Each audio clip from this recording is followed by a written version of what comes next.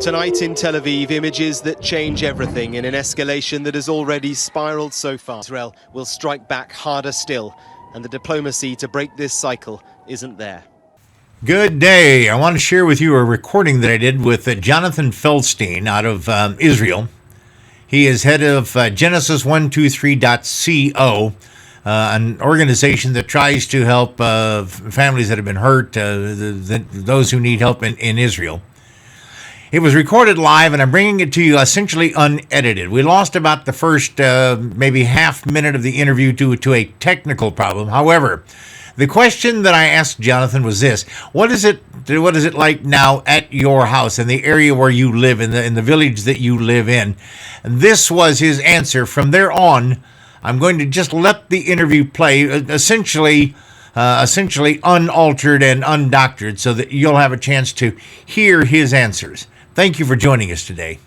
That were being heard over here where I live, south of Jerusalem, in Jerusalem, to the east of Jerusalem, to the west, sorry, not to the east, to the west of Jerusalem.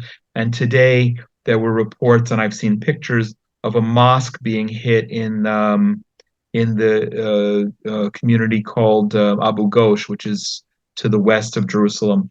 So no, not quieting at all. And on a personal basis, Saturday, my son-in-law went in. He's a combat engineering, so he's helping guide the Israeli troops and forces. My son, who's just married in July, also went back into his reserve unit Saturday afternoon, and today he informed us that the army was taking away his phone indefinitely as they are going in to do some operations. We don't know exactly what or where. No, it's not quieting, and it won't be quieting for a while. I believe personally that it's going to get worse before it's going to get much worse before it gets better, and especially if we go in with ground troops. Going door to door in Gaza cannot be. I don't think that can be taken lightly at all. That is going to be a harrowing experience for everybody. It will be harrowing, and I don't think that I think that there's intelligence knowing where Hamas leaders are, although they're probably being real careful right now. I suspect they're quite fluid, yeah. Right, but I think that we don't have the intelligence yet to know where our 100+ hostages are currently being held captive, from little children to elderly people. And presumably, I don't know how we're going to do another Entebbe operation to go in and get 100 people out of Gaza. I'm sure they're not in the same place. Yeah, and that was Jonathan, that was a question I wanted to ask you. It appeared as if, looking at some of the video coming out of Israel and some of the news reports that I tried to cobble together, it appears as if there was some organized intent to take prisoners, but there was also some freelancers who were just grabbing anybody they could and figuring, if I grab this girl, I might be able to make some money on this personally. So it seems like it is not just a coordinated military operation. It's a coordinated military operation plus a lot of freelancers doing whatever they can, and some of it for personal aggrandizement. I would believe that that's probably a correct assessment, but you know what? There was such havoc we don't even know how many terrorists came in. As of earlier today, there were still terrorist shootouts going on with terrorists, even though the IDF has said that Israeli communities are now under Israel control again. But we don't know how many came in, and there were reporters that came in who weren't, obviously terrorist sympathizers, but not necessarily terrorists per se as combatants. So we have absolutely no way of knowing who came in. It may have just been a free-for-all, kind of like what you're seeing in looting going on in stores in America, where people just break in and have the opportunity to steal a bunch of diapers, even if they don't need the diapers, but they'll get some kind of advantage from it. Yeah, it's a very good assessment. There's too much. There's more that we don't know than we do, but what we do know is very grave. I think at this point in time, one of the things that struck me, and I'm struggling to try and figure out how this came about, but neither Israeli intelligence nor U.S. intelligence seem to have caught this. Now, in the overall scheme of things, I realize on the front end of this, when lives are at stake and people are still dying, that this isn't the question we need to be concentrating on. But still, it something stuck in my craw about this, because I said, how could we have missed from both sides, Israeli intelligence and U.S. intelligence? There had to be a lot of chatter. You can't organize something this large without making noise, it would seem. But it would seem, but I heard, I don't know that it's credible. A friend who is connected to people in the military here sent me an audio message suggesting that Iran may have hacked and disabled certain military systems that prevented the army from knowing exactly what was going on at that time. But that doesn't mitigate that we didn't know that something wasn't going down. And I remember years ago I used to take visitors to Sderot all the time, and I was close with the guy who was the head of the security for the whole town. And he once made a very interesting, clever, and yet brazen comment to me. He said, "We know so much about what's going on with the terrorists in Gaza. We know what kind of hummus they're putting on their pita." Now, that's a clever statement. It could be even a bumper sticker. But even if that was the case, it was a failure. And there will be very serious government inquiries that take place after the dust settles. There will be blame ascribed. There will be people who are forced to resign and or are fired. The question is how high up. We don't know. We don't know. it seems like you have the same problem we do. You've got some folks on the left, even in Israel now, who are saying that retaliation should be somewhat limited. That this should not be overdone. In fact, it's interesting. I heard a reporter yesterday talking to a military officer in the Israeli military, saying, well, the proportional response to Hamas and in the Gaza is way out of whack with what's going on in Israel. And I'm thinking to myself, what if your village had just been burned? What if your family had just been murdered? What if your daughter had just been kidnapped? Would it seem unproportional then when, who knows, 25, 50, 75,000 armed terrorists are swarming your country? Would it seem unproportional then to say, in fact, I'll be honest with you. If I'm in charge of Israel, I'm dropping leaflets in Gaza saying, you need to go someplace else, because by this time on Wednesday, this will be the Middle Eastern version of the Grand Canyon. I would simply say I'm going to dig out this cancer once and for all. Well, it's a statement that I made probably on Saturday, maybe Saturday night, in the video that I first put out to update people and answering many people about their inquiries, what's going on here. But I do believe that. I said that Gazans need to get to the beach and just sit tight.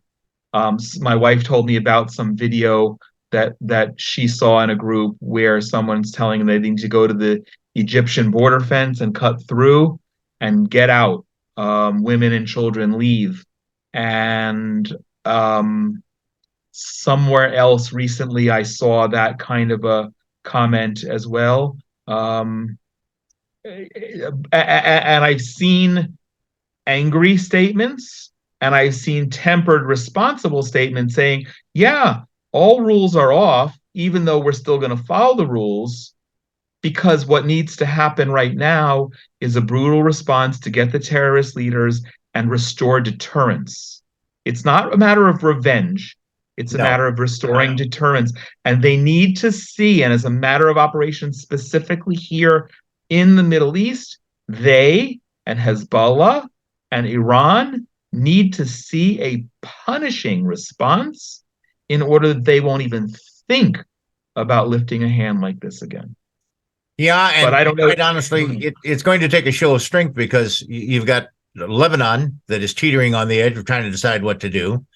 You've got the Taliban requesting safe passage through Iran right now to with come down U.S. and join the weapons. war. Yeah. So you've got Hezbollah, who you would think would probably not want a part of this, but yet they are wanting a part of it. The enemy of my enemy is my friend.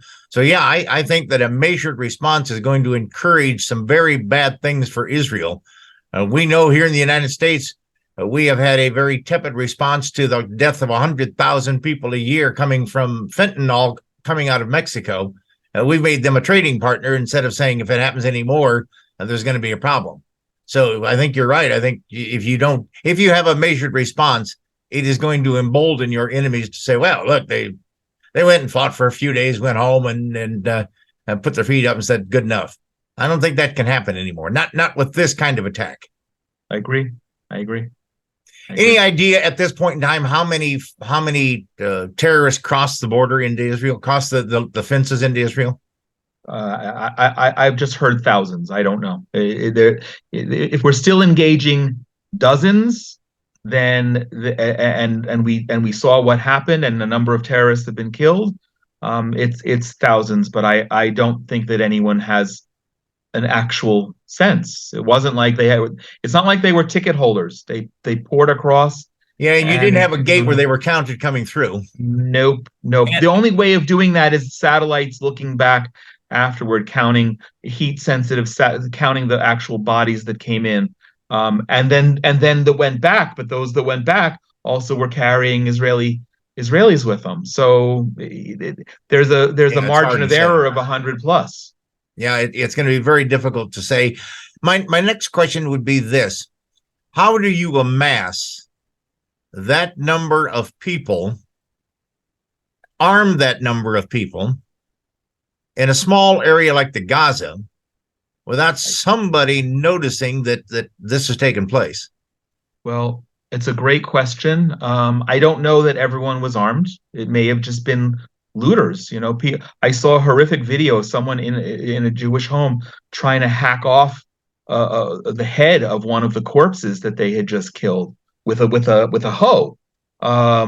So not necessarily everyone was armed, but I'll take the answer to your question is I don't know, but the other answer to your question is I just lost my train of thought for a moment. We were talking right is how we let so many people get so close to the fence to begin with. I thought that there was kind of a no-go area, and frankly, I would have opened fire on them long before they had a chance to break down the fence. Well, between North and South Korea, you've got a DMZ. It was there for a reason. It's the buffer zone. I'm obviously politically at this point in time. Is Israel going to maintain their position that within the West Bank and Gaza, there's pretty much self-rule? Or are they going to say, okay, enough is enough. This is not going to go on like this. We are not going to ever allow something like this to happen again. It remains to be seen. Look, if we go in and have an ongoing operation and take and destroy everything relating to the infrastructure of Gaza, of Hamas and Islamic Jihad, they have to be taken out as well because they'll just fill the vacuum. So if we don't do that, then they're just going to come back, and therefore Israel doesn't really have a lot of say unless we completely bulldoze the place and say, okay, now it's Israeli controlled again. My hope is that somehow, maybe Egypt would come in and take control, or maybe the Gazans themselves would say, hey, this has not been working for nearly 20 years with Hamas hijacking and occupying and controlling all of us, and we want to take over, and we want to build Singapore on the eastern coast of the Mediterranean. We want prosperity and we want peace. That's their responsibility, and I don't want us to be in the business of regime change in Efrat, in Gaza.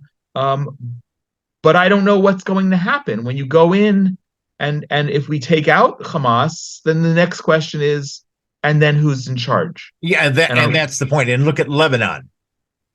Who's in charge? Look at Iraq now. We took out Saddam Hussein. Who's in charge? We have the wild, wild west. We have Iraq now celebrating, dancing with joy that Israel is under attack by Hamas. So the problem always comes down to a very simple understanding of human nature. When you create a vacuum, something's going to go in it. And Iran, primarily due to funding from the Biden administration through the cut in sanctions and a $6 billion paycheck, which they say, well, but that money hasn't been spent yet. Doesn't have to be spent. Money is fungible. If I know that I can use my $6 billion for something else, I can use this $6 billion to kill Jews, because if we all hate the Jews, so let's all get together and kill them, and then we'll decide who's going to control what when it's done. Correct. 100%. You're reminding me of the cartoon. You and I are probably old enough to remember the old Popeye cartoons with the guy who would always say, can I have a hamburger and I'll gladly pay you on Tuesday. It's the same thing. It's exactly the same thing. So whether the funds were received or not, or it's incidental. This, by the way, was something that's been in the planning stages for a lot more than the last 2 weeks, when the Biden administration decided that it was going to release these $6 billion in ransom. So Iran is not a poor country. Iran can spend $1 billion to fund a terrorist operation in Gaza if they wanted to. But Iran is behind this, and it's the evil of Iran, the same Islamists that hate Israel, they hate America, they hate Jews, they hate Christians. It's just that we're the canary in the coal mine right now. Yeah, and I think the scary part about this whole thing is this. Israel is on a constant state of alert for these kinds of things. Their guard is generally up. That you live in a situation where you can never, ever really let your guard down. Here in America, we have 40 million illegals wandering the country. We don't know who they are. We've got 5 million Islamists. We've got most of them represented by about 5 or 6 Islamic organizations here in this country, all of which see America, just as Iran and the rest of the Islamic world does, that you are the little Satan and we are the great Satan. Correct. What happens when what happened to you over the weekend happens in America? Well, here's the funny thing, is that I was thinking about it earlier today. The U.S. border is already has been impeached, penetrated, and you don't know who's come across that border. And you don't even need a bulldozer to break down the border. No, you just walk across it. You just need the steady stream of people who are coming in, and I know it, that terrorists have been coming in, and they're setting up their cells to do exactly what happened. And all it takes, and weapons are available. I've been using the analogy this week that this is Israel's 9/11, and I feel that it is, because I've been attached to the TV, watching the news in a sick way, the same way I was in the days and weeks following September 11th when I was living in America. All it takes is for 10 groups of 4 terrorists to walk into major malls after Thanksgiving in America, and you'll have triple the carnage, because no one's going to stop them. No one's going to stop them. And that is a more than a problem, because when you look across your country, you are constantly mindful that the bag someone is carrying might be dangerous. You are constantly mindful that when someone leaves a package on a bus, that there's probably trouble, something attached to that. Here in America, we don't live our lives that way, as you know. We just don't. We've had freedom for so long. We've had liberty for so long. We've had safety for so long that we have taken it for granted, and that is our major weakness. But you did not have a 9/11.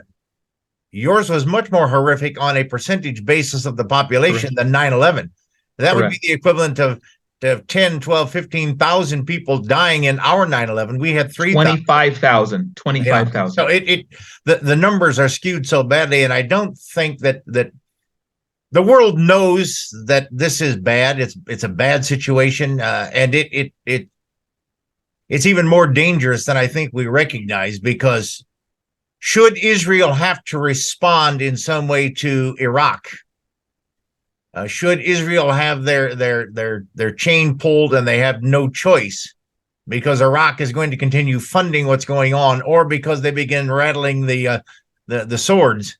You mean Iran, don't you? Iran. I'm saying Iraq. I'm sorry, Iran. Okay, that's okay. It should Israel have to take action in that theater. Imagine what that's going to do, how that's going to play in Damascus, or in Amman, Jordan, or in Cairo, or any place else. So it is a very tenuous situation that Israel finds itself in, and I don't think we can overemphasize the danger, not just to Israel.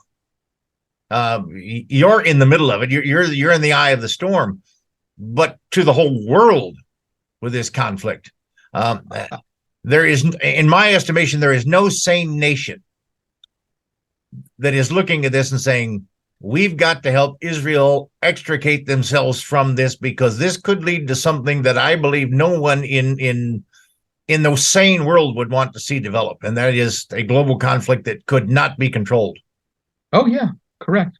100%. My son and I, my youngest son and I went to London for a few days this past summer, and we were shocked at how many Arabs and Muslims, and how there's zero security. And I know that that's a racist statement, but we look at things differently here, and I just am fearful for America. You hit the nail on the head. The American border is such a danger, and truly such the carnage, triple, quadruple what we saw here today could happen with four guys walking into a mall in four directions in America with M16s and a couple of clips, and see obscene carnage. And if it's done, and I'm saying this carefully, at the right time, obscenely, it will shut down the American economy for a period, because people will be afraid to go out. People won't go to Starbucks for coffee. People won't go to the movies. They won't go out to even see their friends. I'm glad you're raising the issue, because I'm a proud dual citizen of the United States and of the state of Israel, and I fear that it's a foolish American policies that are funding and emboldening the terrorists, starting at the top with Iran, and trickling down throughout the world, and it will come back. It will come back to bite America. It always does, because Scripture says, "Be sure your sin will find you out." For every action, there's an equal and opposite reaction. We know that from physics. Well, it's true in the world. When you show weakness and stupidity, bad things are going to happen. Indeed. I look forward to and creating a void, whether it's in Afghanistan, or whether it's in Iraq, or whether in Syria, or whether going back to the earlier part of our conversation in Gaza. Yeah, take out the terrorists, but what's going to happen? What's next? I am convinced that if Israel does not go in and take control, and we talk about regime change, we talk about everything else, but listen, if the country to the north invades you, I think you've got every right to re-invade them and say, okay, you're not in charge anymore. We've decided that your kind of leadership gets people killed. We don't want it. Look, you look at the 67 war. They thought you guys were going to be pushed into the sea. They thought that Israel was gone. Well, what happened? They gave you the keys to Jerusalem, something that had to happen. It was regime change in Jerusalem. And I think that globally, I would not worry about what the Russians say or what the Chinese say or what the Islamic nations say, because they're all going to condemn you. They're all going to hate you. CNN's going to hate you. MSNBC says this whole thing was your fault to begin with, because how dare you occupy Israel? Well, I did a little math. If you take a normal house brick and you lay it on the 50-yard line of an American football field, that's the size of Israel compared to the Islamic nations around them. So this isn't about land. This isn't about Israel. This is about a demonic hatred of the Jewish people. And until the rest of the world understands that, they will never understand the conflict in the Middle East. They'll never understand why this takes place. I will make the case that 50 years ago, when they attacked us from Syria and Egypt, that was a nationalist land. Israel is a cancer in the middle of the Arab world. It was much more. It was much more that then than today, which is coming from the hateful Islamic ideology, which does not allow for you or myself, Jews or Christians, to have a presence here. And they're going to come. They're going to come and try to convert or kill you. Well, there's in Islam, there's only two houses: the House of War and the House of Islam. You're in one or the other by default. Correct. So. Correct. Looking down the road, we've got the Taliban with $80 billion worth of military equipment that Uncle Joe left them so kindly when he departed Afghanistan. Much of that has been sold off, so we know the Taliban is flush with cash. The largest donor, by the way, to quote humanitarian in quote purposes in Afghanistan is the Biden administration. So they're still pumping money into the terrorists in Afghanistan. That money, those weapons have shown up in the Middle East. We know that. I don't see a quick solution to the problem that Israel has right now. Do you? The problem in terms of this current incursion, not just in terms of this attack. I think this attack is just the leading edge of everything that's going on in the Middle East. I think this was part of crushing any peaceful outreach to much of the region. So the answer is you're correct. There's not a short-term. The short-term solution is to confront the evil head-on, ruthlessly. I agree. And that's not easily said. And right now, look, there's a lot to criticize the Biden administration over vis-a-vis its policies in the Middle East, and other issues that are relating. I will give President Biden credit that his statement the other day was a good, solid statement without equivocation. And he called Hamas terrorists, and I was pleased to see that. It could have been stronger, but I was pleased to see that. But if they, and I think I wrote this in my recent article on Town Hall and All Israel News. I forget where it's come out, but I think I said that that they need to have a serious come to Jesus moment, because they need to understand. If they don't understand that they're appeasing Iran and they're funding Iran is a direct cause and effect of this, and it's not just about Israel. It's about the West. It's about the United States. It's about Europe. If they don't understand that, then we're lost, and then there's no consequence. But the reason I mentioned Biden is because at some point, I don't think we've started it yet. I think it seems to me that the airstrikes have been very tactical, and if there's civilian casualties in Gaza, which nobody's going to celebrate here, they've been limited, and there will be more of them. And maybe there need to be many more in order to get to the actual sites and people that need to be gotten to. And I don't say that celebrating the notion of killing innocent civilians. But Jonathan, I think you're right, though, because listen, they're the cowards. They're the ones that hide in playgrounds and hospitals. Yes. They're the ones that hide in community centers. They're the ones that hide in mosques. That's cowardly. That because they figure that Israel won't hit those. I think at this point in time that the gloves have to come off, and whatever has to be done has to be done. You simply cannot say that there is equivocation here. You're either going to cut out the entire cancer, or it is going to kill you. You have to decide which it's going to be. But there's a metaphoric hourglass that was turned over and the sand is dripping out. And I don't know how much sand is in it and how long. Let's give credit to President Biden and many other world leaders for standing squarely in Israel's corner now. But when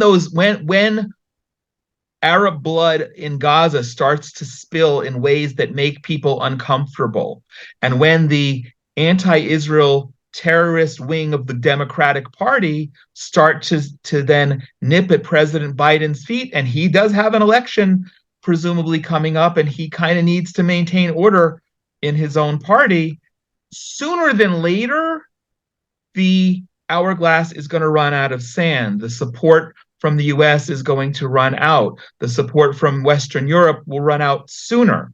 And those things do matter, not just for arms, but also for what consequences may be for Israel in the world. Now, you're talking about the actions of hiding behind using civilians as cover as being cowardly, and they are. They're also war crimes. And everything that has happened in Israel in the last 3 days since they have invaded is a war crime. I don't know that anyone's going to, I don't know that it matters, but I don't know that anyone's going to the ICC in wherever the ICC is located, the International Criminal Court, and The Hague, and bringing charges against Hamas or Iran. Not that even matters, because they're lawless. They don't care. But somewhere, somehow, you've got a people that really there are no constraints on them. And by the way, going to the International Criminal Court isn't going to help. The United Nations has condemned Israel more than it's condemned all the other nations in the world. This little tiny nation of Israel, who's just trying to hang on to this little sliver of earth to have a place for their people to be, is condemned more than all of the nations in the world combined. So we know that isn't going to help. I think at this point in time, the problem that we in America are facing is that, Biden comes out and says all the right things at the time. However, you pointed out correctly that the AOC wing of the party is not going to put up with this for long. They were celebrating with the Palestinians. Sure. They were. And besides that, when you have spent the last 2.5 years encouraging the terrorist nations of the earth, whatever you say on a Saturday afternoon from the comfort of the White House doesn't really mean a whole lot, because you've already sent the real message. You can do whatever you want, and we don't care. That's exactly right. And that's the other thing that I took exception with the president's comment. He spoke powerfully, but words don't count as much as actions. And unless he's doing something, and I believe that there's tremendous American support for Israel right now. And there was a report I read the other day that aircraft carriers are on their way to this part of the Mediterranean. And if that's happening, that's great, and that's also scary at the same time. But I'm glad to know of that things. Look, we don't know what's going to be. We don't know what's going to be 2 hours from now. We don't know what's going to be 2 days from now. We're looking at a situation where several hundred Israelis have been killed. So many that the funeral of the soldier from my community who was killed on Saturday was deferred from today to tomorrow if they're able to get the body, because Israel's having trouble processing so many bodies. First of all, identifying them, and then processing the corpses, and the military has to do its job, providing the military infrastructure for each of the military funerals and then the civilian funerals. And at any point, we could see that accidental death of multiple civilians in Gaza, triggering not just an increased massive barrage from Gaza of rockets, but from Lebanon. Lebanon, who has 150,000 missiles they can aim at you. long range and much more precise. So what I started saying at the outset, we're 45 miles from the closest place that Hamas is firing rockets, and they're reaching. We heard the explosions overhead. I was doing a radio interview, like I said to you earlier, radio interview 2.5 hours ago, and air raid sirens started going off, and I had to run downstairs to my bomb shelter.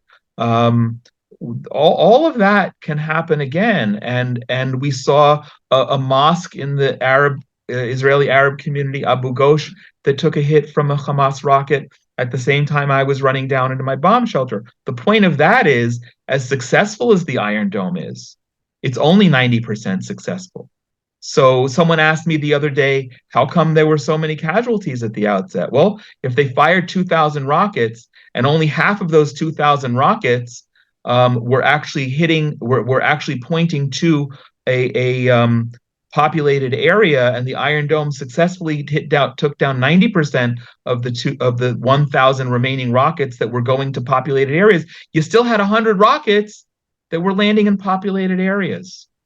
Our system's not perfect, and and you got the additional problem if you got rockets coming out of Gaza and you got rockets coming out of Lebanon. Yes. And suddenly that number isn't 2,000, but it's 5,000 or 6,000 or Yes. 7,000. Yes. At 5,000, you still have 500 hitting Israel. You're right. 500 You're rockets right. in Tel Aviv or Jerusalem is no small thing. I mean, you're talking what, 800,000 people in Jerusalem. So that's a huge number of people. This is one of the most important conversations that I've had this week, because you have successfully dug deep and wide on the breadth of issues. It's, yes, Israel is suffering. We are angry. We are scared. Our children are called up back into the army by the tens of thousands, perhaps. I don't know the actual number.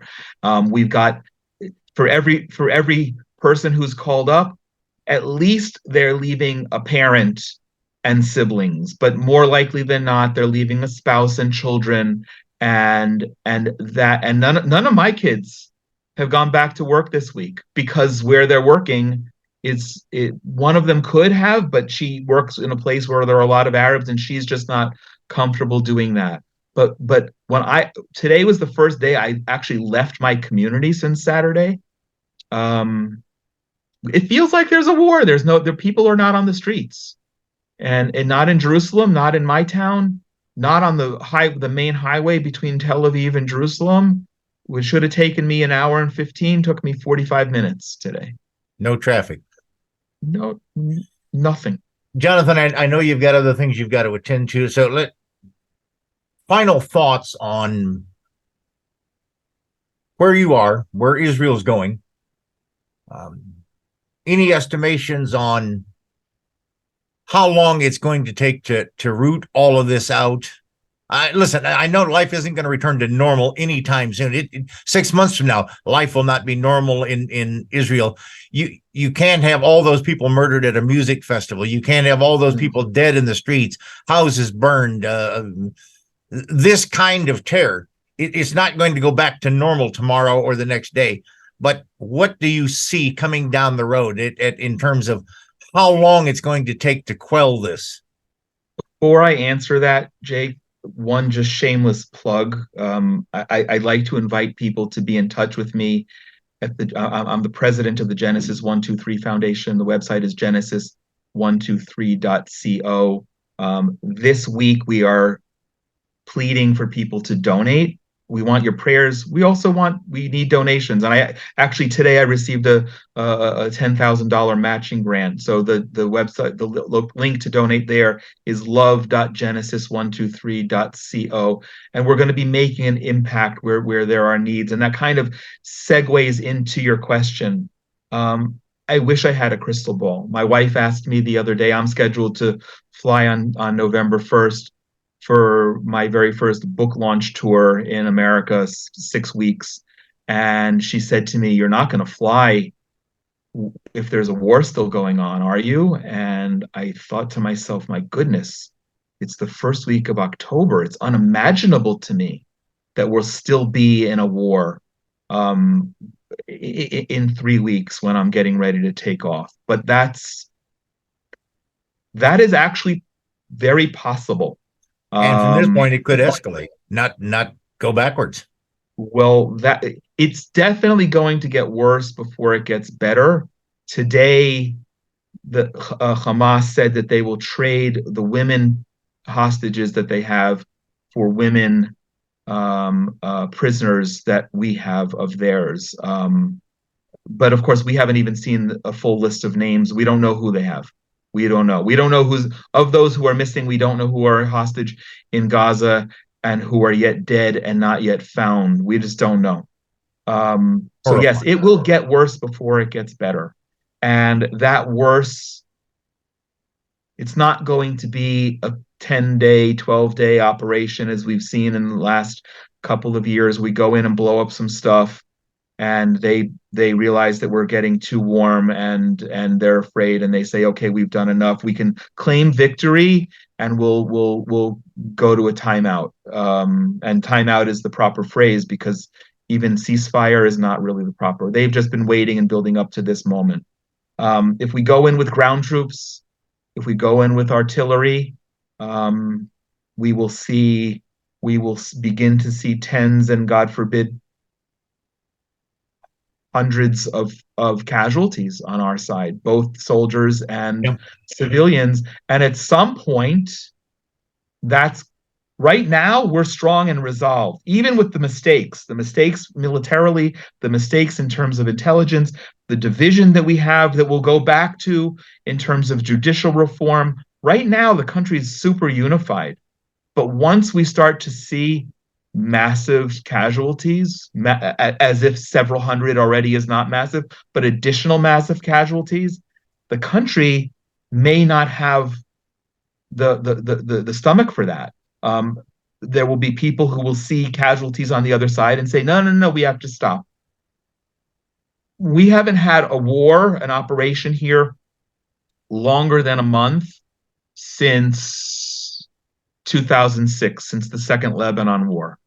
And even most of that wasn't door to door, house to house, like you're going to be Oh seeing, no! Oh like you're going to no! be seeing now. That was an air war and a bombardment war. This is, remember when we went into Iraq and we were fighting door to door, house to house, what that looked like.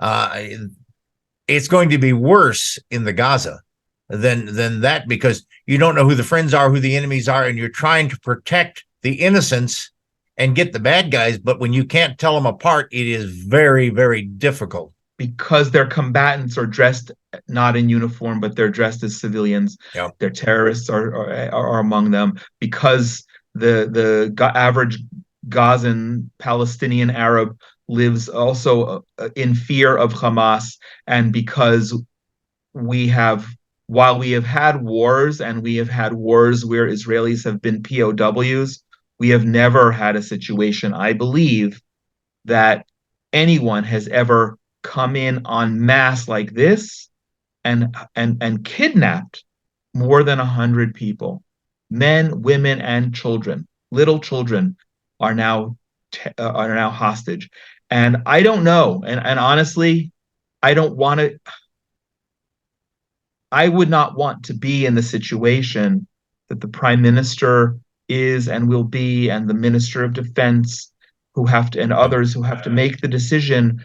Every military operation that we engage right now, they also have to calculate what about the lives, forget the lives of the 9.6 million of the rest of us, the 100 people who are or more who are kidnapped and held hostage in Gaza right now.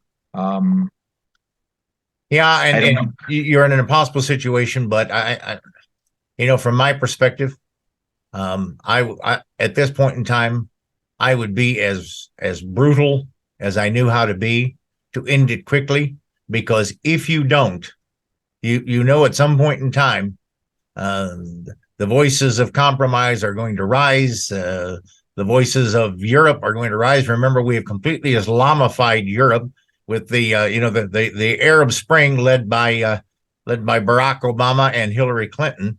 that Islamified Europe to an extent that no one can even imagine and still doesn't understand. So you're in a very hard situation to solve. So I wish you God's very best, because it is going to be a trying time for Israel. Obviously, when we run this video, we'll put up your website and your addresses and that sort of thing, so people can get in touch with you, because whatever you can do to help ease some of the suffering there is terribly important, because a lot of people are hurting. A lot of people are really scared. We're scared here thinking about it. I'm all of that. Going through. And I'm angry. I'm hurt, and I'm scared, and I'm angry. And it's a funny thing, when you sneak up on somebody and scare them, the next reaction is always anger. It always is. They have shocked Israel. Yes, they have stunned Israel, but more importantly, they frightened Israel. Yeah. And I think now that the natural reaction to that is going to be rage. And I think that rage should be focused on those who have done this, because they're not just doing it to you. They're endangering the whole world, but the whole world just doesn't understand it yet. Jonathan, thanks so much for your time and for the insight that you've provided. I'll look forward to, if you'll permit us, to having this conversation again down the road someplace. We'd really appreciate it. Absolutely. It's been an honor, and thank you for giving me the opportunity to share what's going on here. And I'm grateful to you and to everyone who's paying attention and gets it.